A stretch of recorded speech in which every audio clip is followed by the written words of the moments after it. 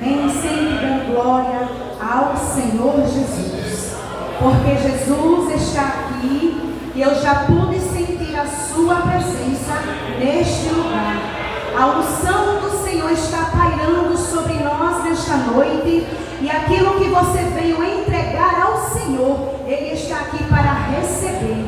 Então fique atento ao que Deus quer falar com você, mas não se esqueça que Jesus também está procurando os verdadeiros adoradores. E quem é verdadeiro adorador, levante a sua mão e glorifique ao dono deste lugar. A Ele toda honra, toda glória, todo louvor e exaltação.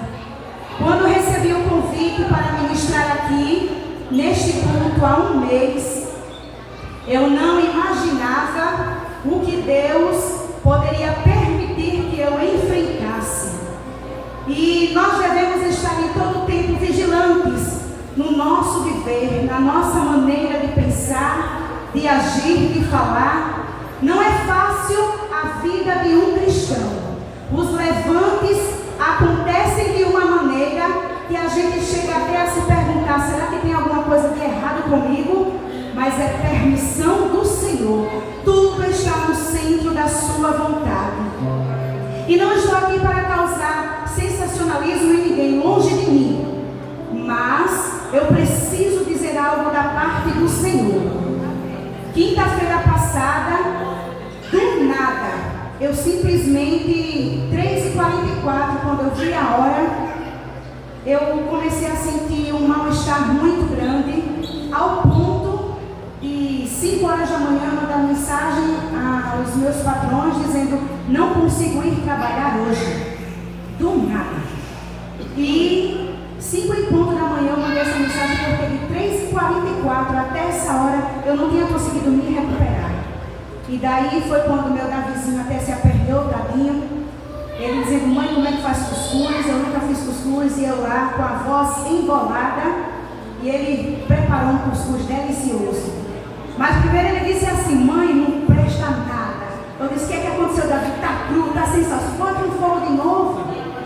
E ele colocou no fogo, preparou o café dele, porque eu não tive condições de me levantar. Daí ele tomou café, eu não consegui responder a ninguém. Minha coordenadora falando, outra preocupada. E falei com a minha mãe, mas ela não tinha visto a mensagem, até que foi 10h38. A minha mãe tentou entrar em contato comigo e simplesmente era vômito e diarreia, ao ponto de eu não conseguir me pôr de pé. A tontura chegou, fraca, muito fraca, e quando por fim a minha mãe conseguiu falar com ele no celular dele, e ela disse: ai, Evinha, como é que você está, minha filha? Eu disse: não estou bem, não sei nem como eu vou conseguir falar. Ela disse: estou indo aí agora. Por isso nós devemos honrar os nossos pais, as nossas mães, não é? Nós devemos honrar, porque na hora do sufoco, quem é por você são os seus pais. Às vezes você não valoriza os seus pais como deveria. Muitos de nós, às vezes, eu falo até por mim, tem momentos que não valorizamos as pessoas certas. Você que tem muitos amigos, que despreza seus avós, seus tios, seus pais, achando que a amizade é tudo, não é não. Fique doente para você ver, precise de um que não aparece nenhum. E daí ela chegou, me levou para UPA arrastada. Chegando lá, já desmaiando, passando mal. A enfermeira até disse: misericórdia, que essa mãe está com os beiços roxos. De tão fraca que eu estava, sem voz. E a minha voz voltou ontem. E ainda estou meio assim. Mas eu comecei a perguntar ao Senhor: Jesus querido, pelo menos que seja em mim, não seja no meu filho, né? A permissão dele do toque. Porque quando Deus, Ele quer nos usar, alguma coisa tem que acontecer para provar a nossa fé. Eu tenho certeza que cada um de vocês, meus irmãos, já passaram por isso. A provação, quando Deus quer fazer algo na sua vida, você precisa ter experiência.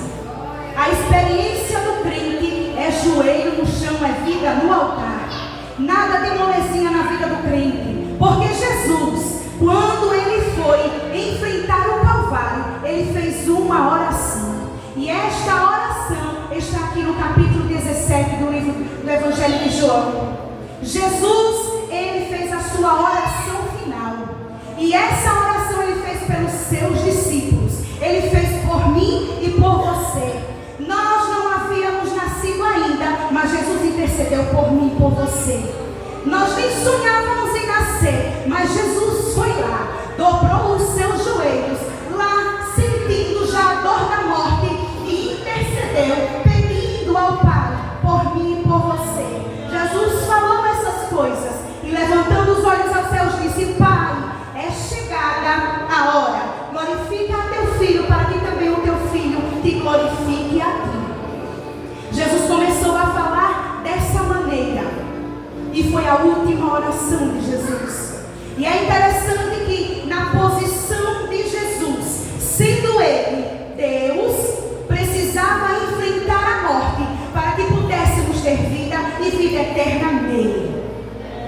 E a vida eterna consiste em crer, em aceitar. Não é tempo de duvidar da vinda de Jesus. Não é tempo de brincar. Nunca foi, na verdade. Mas não é tempo de cochear em dois pensamentos. Ou você é crente ou você não é. Ou você serve a Deus ou você não serve.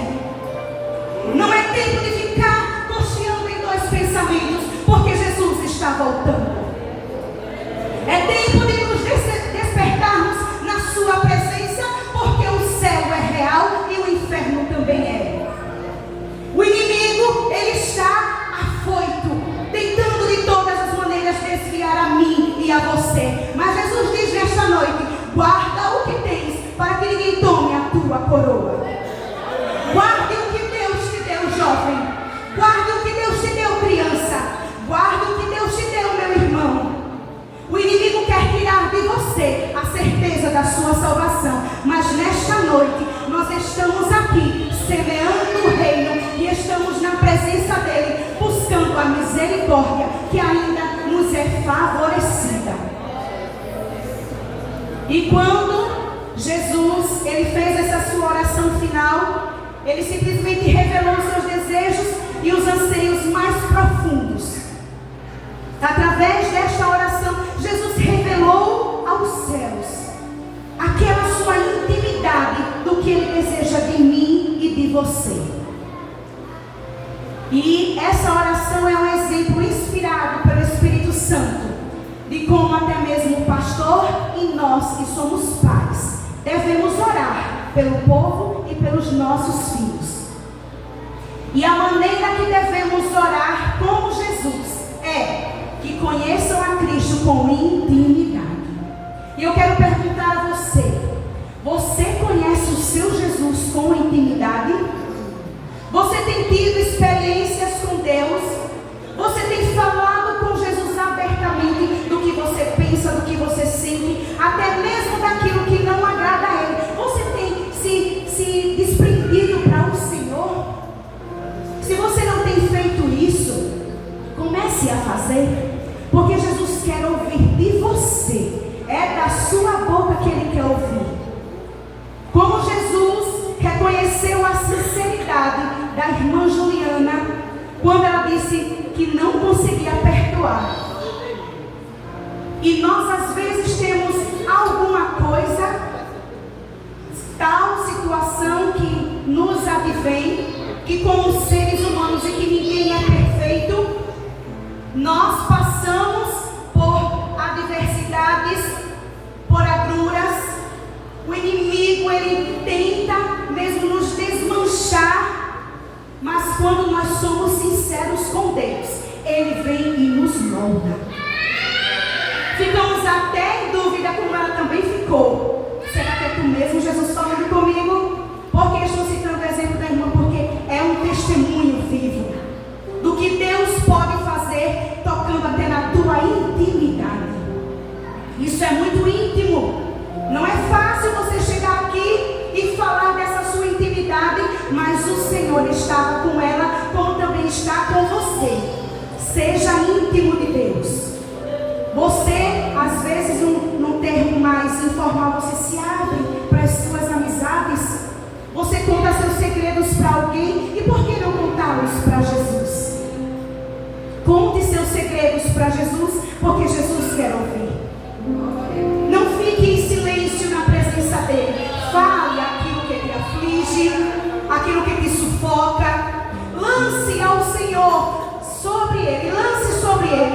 suas ansiedades, porque Ele tem cuidado de nós. Ele cuida dos detalhes. Ele cuida de tudo aquilo que você precisa. Ele cuida. Vá ao médico, converse com um psicólogo, converse com pessoas, sim, mas a tua intimidade, vai lá, fecha a porta do teu quarto, dobra o teu joelho e conversa com teu pai em secreto, porque Ele te entende, só Ele te entende. Ele esquadrinha o que está se passando no teu coração. Ele sabe qual é a tua intenção. Ele sabe qual é a minha intenção. E quando Jesus estava orando a Deus, Ele também, inspirado pelo Espírito Santo, Ele desejou para que nós sejamos preservados do mundo de apostasias. O que é apostasia? É simplesmente negar a fé. É você ter a certeza de que você serve a Cristo e de uma hora para outra você desiste. Isso se chama apostatar da fé. Muitos de nós chegamos a um certo momento e pensamos assim. São esses momentos de aflições que enfrentamos, mas que Jesus também disse: tem de bom ânimo, porque eu venci o mundo. Não saia da presença do Senhor. Não troque a sua posição de servo para ser escravo de Satanás, porque vai ser ruim. Muitos pensam que a facilidade do estar bem, de ter bens materiais, o que não é pecado, mas trocam a prioridade de Cristo pelos bens, acha que as amizades que eu tenho mais, eu consigo, vai te deixar com status, vai te colocar em bons lugares. Pode ser que isso aconteça, mas se você trocar o lugar de Cristo, você não vai herdar os céus. Você não pode trocar a presença do Senhor pelos prazeres do mundo. O Deus deste século, Ele está reinando, sim, que diz na palavra do Senhor que o rei, o Deus desse século é Satanás. E Ele está para oferecer tudo e muito mais que você queira, mas tudo isso são passageiros, é tudo passageiro. Nada fica. Então, que nós não possamos nunca apostatar da fé. Como uma vez, na minha juventude, no conjunto, eu fiquei até muito triste numa época em que eu soube que alguns amigos meus que cantávamos juntos simplesmente saíram da presença do Senhor e foram para outra religião que era exatamente o oposto da nossa. E daí eu comecei a entender, se nós falarmos hoje talvez sejamos até bloqueados na rede social, mas existem as religiões, sim, elas existem, e tem umas que são ao contrário da nossa. Então, esse posicionamento, saindo daqui para isso, para aquilo, o que é o inverso se chama apostatar. Quando se trata de religião e espiritualmente falando. E eu tenho pedido a Deus que meus filhos, eles sigam o meu exemplo. Porque eu sei que sou um exemplo dentro de casa de uma mulher cristã. E eu tenho orado ao Senhor para que meus filhos, a minha filha já está casada, vai me dar um netinho, mas estou aqui agora com o Gessé Davi, que já está entrando na pré-adolescência, mas eu peço para Deus que Ele tenha experiências contigo, mas experiências boas, não ruins. A gente também tem que saber pedir experiências boas com Cristo, porque de experiência ruim o mundo está aí para dar. E Jesus também, ao orar, Ele intercedeu para que vivam em contínua alegria em Cristo. Aonde está quando você se levanta, o que te motiva? É apenas os boletos para pagar, ter que trabalhar? O que é que te motiva? Que seja a alegria de Cristo.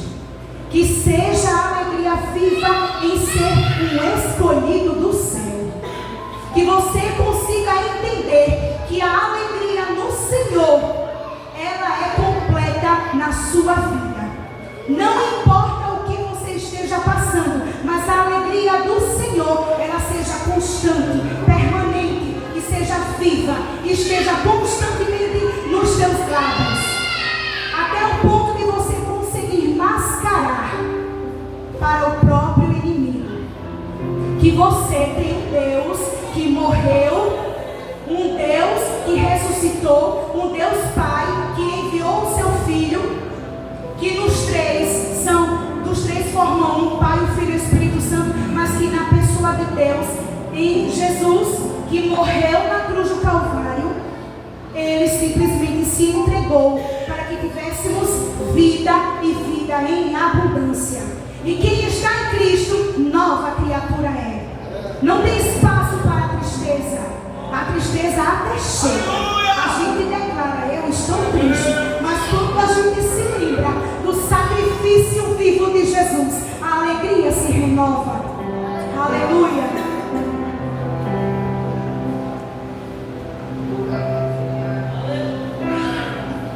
Jesus intercedeu para que nós sejamos santos em pensamento, ação e caráter. Que o nosso pensamento, ele seja santo. Que o nosso caráter seja santo. Que a nossa atitude, as nossas ações sejam santas. Mediante o fruto que você está dando no seu dia a dia, se reconhecerá que você é de Cristo ou não. São os seus frutos. Você pode não estar aqui no púlpito pregando, você pode não estar aí cantando nos conjuntos, mas a tua maneira de andar também dá fruto. A tua maneira de falar com alguém também dá fruto. A maneira como você responde a alguma postagem é um fruto. Ou você dá fruto no Senhor Jesus, ou você está envergonhando o nome dele. Portanto, que o seu caráter, que as suas ações, que o seu pensamento sejam santos, porque o Senhor, ele é santo e ele abomina o pecado. A santidade convém à sua casa. Para nós estarmos aqui, nós precisamos estar em santidade. E a santidade significa estarmos separados. Se Jesus disse que nós temos que ser santos, é porque nós conseguimos ser santos. Que a santidade é exatamente isso: a consciência do que é certo, do que é errado e que eu não devo fazer, que não devo praticar. E quando a oportunidade vem, quando a tentação chega e você diz não, aí você está em santidade. Aí Jesus se agrada. O céu fica em festa com isso. E Jesus se alegra em você. Porque você entende o significado de ser santo. Separado. Santo, separado. Escolhido. É meu, é minha. Olha como anda diferente. Olha como fala diferente. Olha o seu proceder. É meu. Foi comprado pelo meu sangue. Porque foi isso que Jesus orou quando estava ali. E Jesus intercedendo para que hoje nós estivéssemos lendo tudo isso aqui. Que nós sejamos santos com Ele. E que nisso também permaneçamos constantes no amor e na sua presença. Se eu não amar a palavra do Senhor, de nada adianta eu estar aqui. Se eu não amar a Cristo, se eu não amar a obra do Senhor, de nada adianta eu estar falando. Se você não ama alguém, vai adiantar de quê? Você fazer alguma coisa por ele.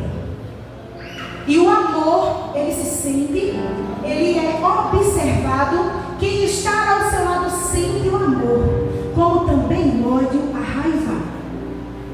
O amor de Cristo, ele nos constrange. O amor de Cristo, ele é maravilhoso. Nós temos que entender que o amor, ele é a base. Porque se não fosse o amor de Cristo, se não fosse o amor dele por mim e por você, nós não estaríamos como herdeiros do céu. Ser herdeiros de Cristo custou o preço de sangue por amor. Nós entendemos que esta igreja é uma igreja entendida, é uma igreja sábia. E muitas pessoas aqui conseguem discernir e compreender que sem amor não dá. O amor de Cristo, ele precisa ser transbordado na sua vida, na minha vida. E quando Jesus, um dos fatores principais também desta oração, é que ele queria que nós entendêssemos e vivêssemos a questão da unidade. Assim como Deus é o Deus Trino, Deus Pai, Deus Filho, Deus Espírito Santo, ele veio para provar que nele nós somos um. E por que será que muitas vezes nós fazemos tanta acepção de pessoas? Porque ainda não entendemos o que significa a unidade em Cristo. Mas nesta noite, Jesus me trouxe aqui para me fazer um contigo, através de Jesus Cristo. E é essa unidade que vai nos levar para o céu. Aleluia. E para concluir, a vida eterna, ela é descrita como duas coisas: uma realidade presente e uma esperança futura. E é exatamente isso que Jesus ensinou nesta oração.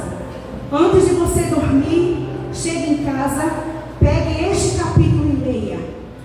E veja o que foi que Jesus falou por mim e por você. O que Jesus intercedeu ao Pai, para mim e para você. Falando exatamente que o seu sacrifício, ele estava lá, sendo registrado para um único objetivo, que é esse que nós estamos aqui agora, é o céu. Nós estamos aqui de passagem. O céu, ele foi preparado para mim e para você. E o inimigo das nossas almas, ele sabe tanto disso, que quer desviar a mim e a você. Mas se nós temos a mente de Cristo, nada vai nos abalar.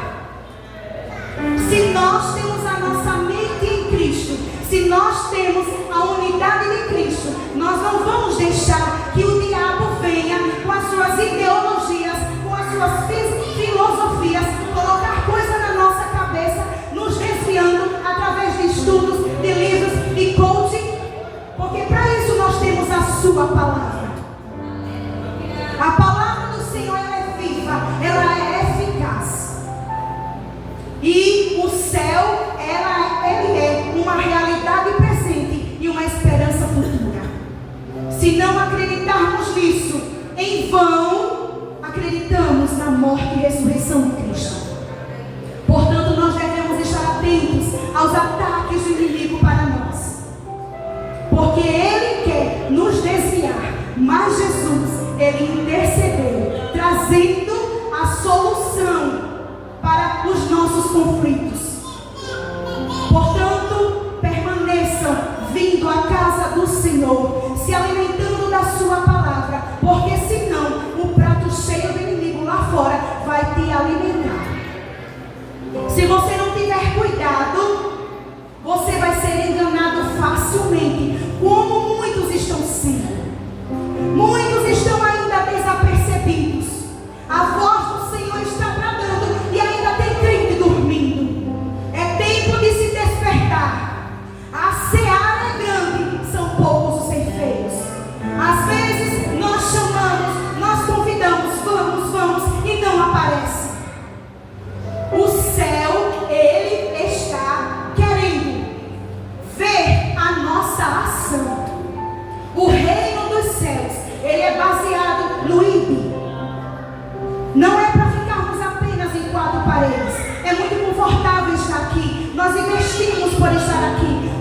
investimento maior que Jesus deixou como exemplo na cruz do Calvário foi fazer o ímpio.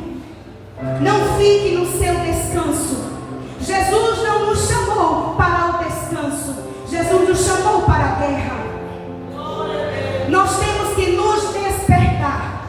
Doente ou não, venha fazer a obra do Senhor. Mas se cuide, tá? Jesus também ensina que a gente tem que se cuidar. Vá ao médico, tome um remédio. Mas primeiro, tome o chá da raiz de Jessé. Foi isso que minha avó me ensinou uma vez. Quando eu estava muito doente, você estava precisando da raiz de Jessé. É joelho, minha filha. Você estava fazendo falta de oração. Aí eu disse, eita, Jesus, aí fui orar. E realmente, eu nunca me esqueço disso, eu era pequena. Primeiro ore. Peça ao Senhor direcionamento. Mas que a chama do Evangelho de Jesus Cristo esteja sempre presente. Que o fogo do Espírito Santo venha consumir o teu altar. Que quando o fogo do Senhor chega na nossa vida, toda cinza ela é retirada. A cinza do pecado.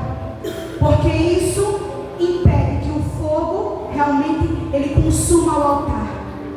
Mas que se por acaso existe algo que está impedindo do Senhor Jesus manifestar a glória dele na tua vida, peça a ele, tira de mim, limpa o meu altar e diga para o Senhor, eis-me aqui, envia-me a mim.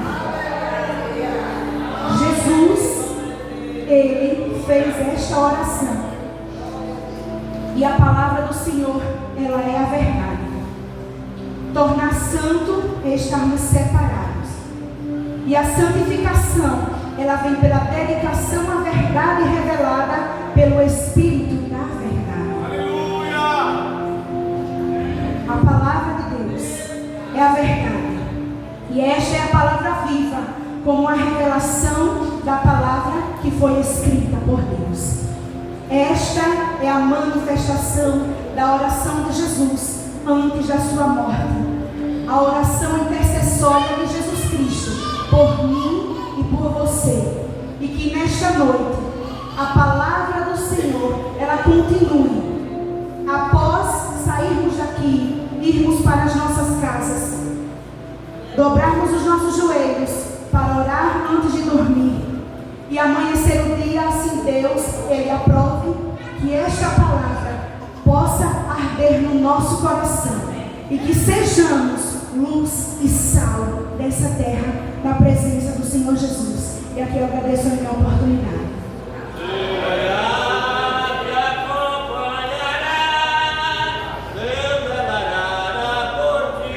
Glória a Deus.